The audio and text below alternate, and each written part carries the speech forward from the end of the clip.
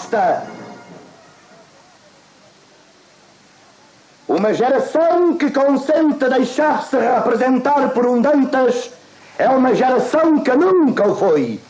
É um coio de indigentes, de indignos e de cegos. É uma resma de charlatães e de vendidos.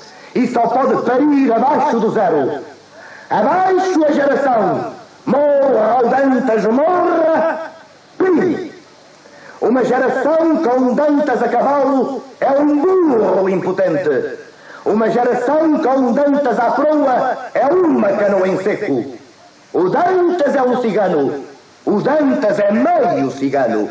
O Dantas saberá gramática, saberá sintase, saberá medicina, saberá fazer ceias para cardeais, saberá tudo, menos escrever, que é a única coisa que ele faz.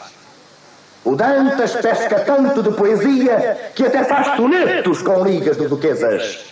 O Dantas é um habilidoso. O Dantas veste-se mal. O Dantas usa cerolas de malha. O Dantas especula e inocula os concubinos. O Dantas é Dantas. O Dantas é Júlio. Morra, Dantas, morra!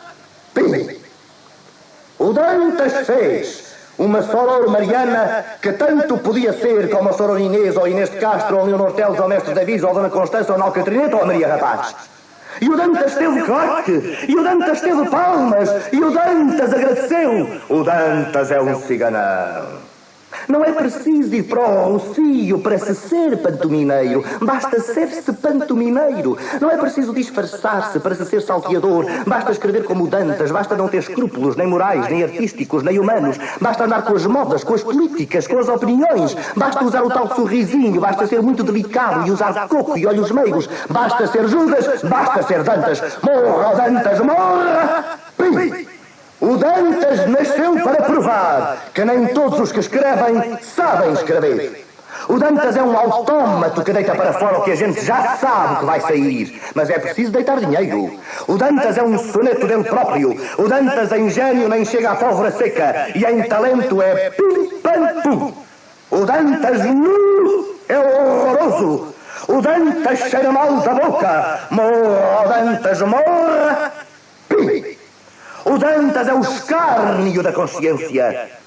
Se o Dantas é português, eu quero ser espanhol.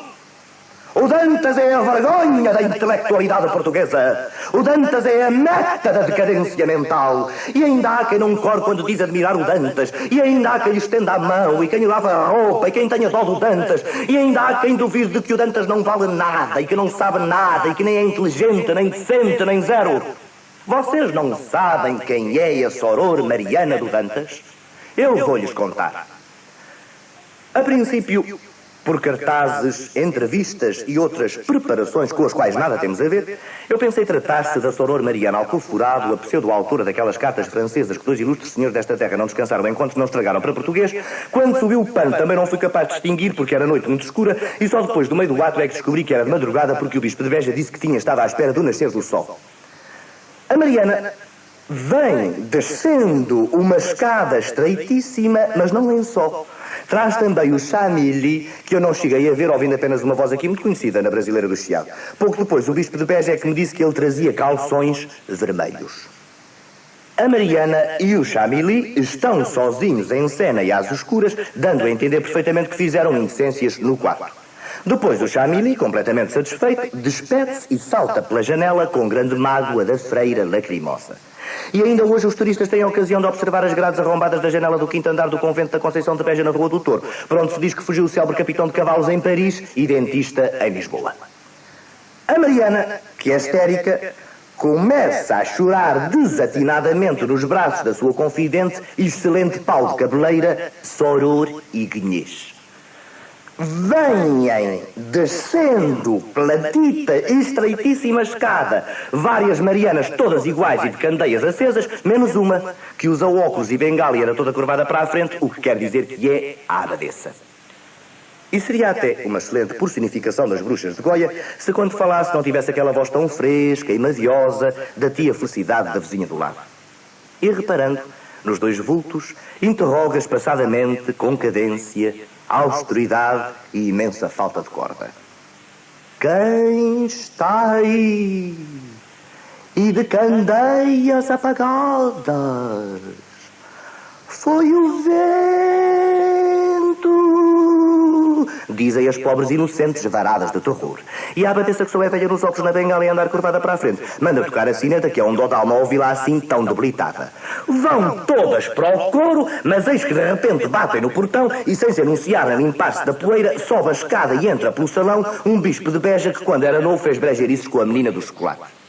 Agora, completamente emendado, revela a abadesa que sabe por cartas que há homens que vão às mulheres do convento e que ainda há pouco viram um de cavalos a saltar pela janela.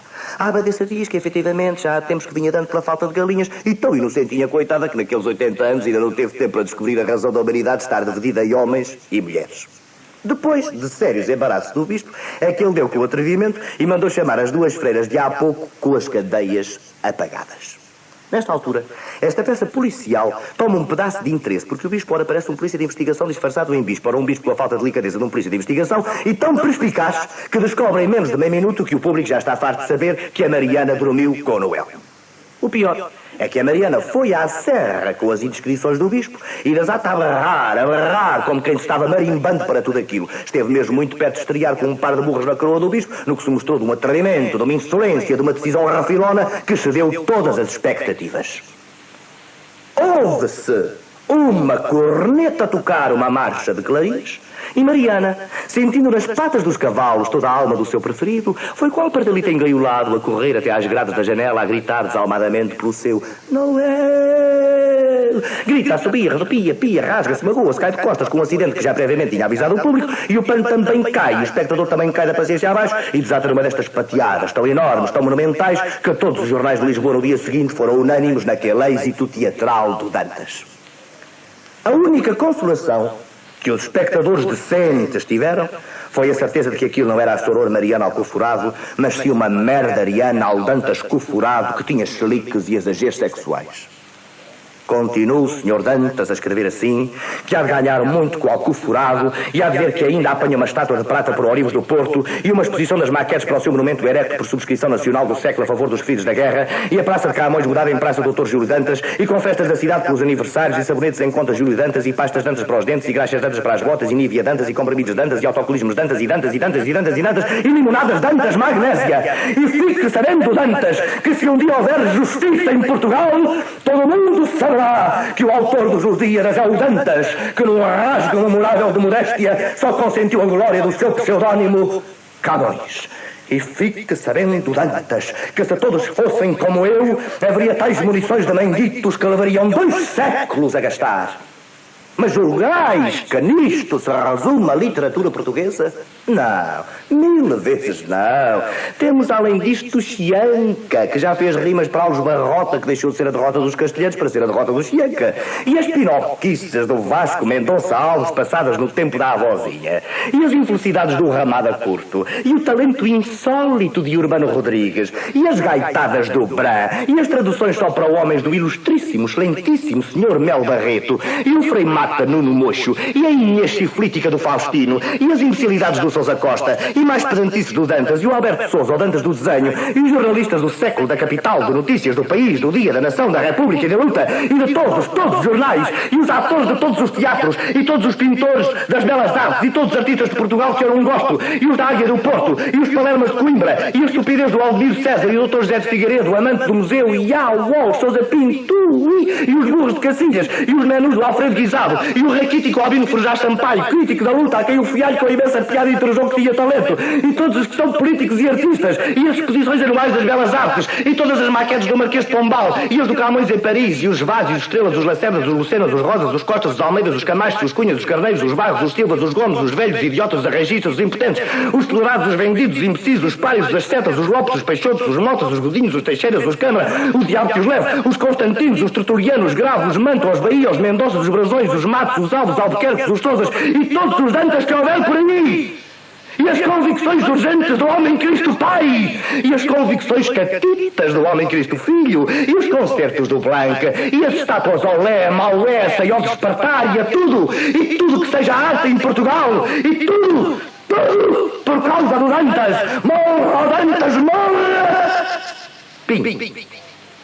Portugal que com todos estes senhores conseguiu a classificação do país mais atrasado da Europa e de todo o mundo, o país mais selvagem de todas as Áfricas, o exílio dos degradados e dos indiferentes, a África reclusa dos europeus, o entulho das desvantagens e dos sobejos, Portugal inteiro há de abrir os olhos um dia, se é que a sua cegueira não é incurável, e então gritará comigo, a meu lado, a necessidade que Portugal tem de ser qualquer coisa de aciado. Morra, Aldantas, morra! Pim! José de Almada Negreiros, poeta de Orfeu, futurista e tudo